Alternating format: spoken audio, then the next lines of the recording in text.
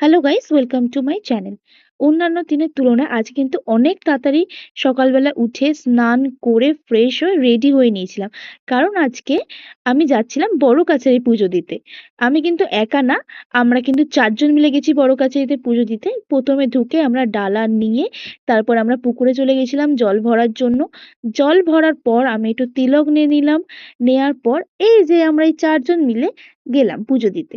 দেন আমরা মন্দিরে প্রবেশ করে আমরা চারপাশটা একটু ঘুরে নিয়ে তারপর আমরা মন্দিরের ভেতর ঢুকে জল ঢেলেছি।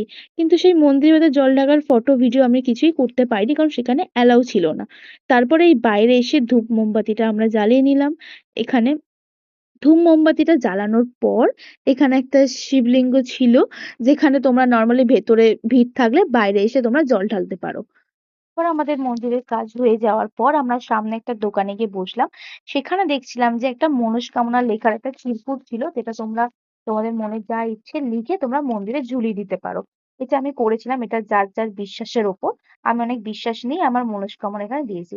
তারপর আমরা একটু সবাই মিলে খেয়ে নিলাম। এখানে হচ্ছে বিক্রমের যে ফোনটা সেটা দোকানে ফেলে দিয়ে চলে এসেছে আর ওর মাথায় নেই, যেটা আমরা নিয়ে আসার পর এটা নিয়ে অনেক হাসাহাসি হচ্ছিল। দেন আমরা বেরিয়ে পড়লাম বাড়ির দিকে।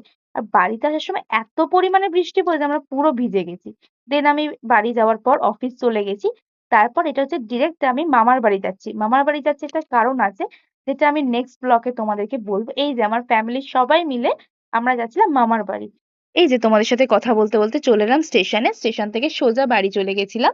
বাড়ি গিয়ে ফ্রেশ হয়ে নিয়েছিলাম। এই যে আমার বোন একটু ভিডিওর সামনে আসবে না। চলো বাকি কথা কাল হবে। টাটা।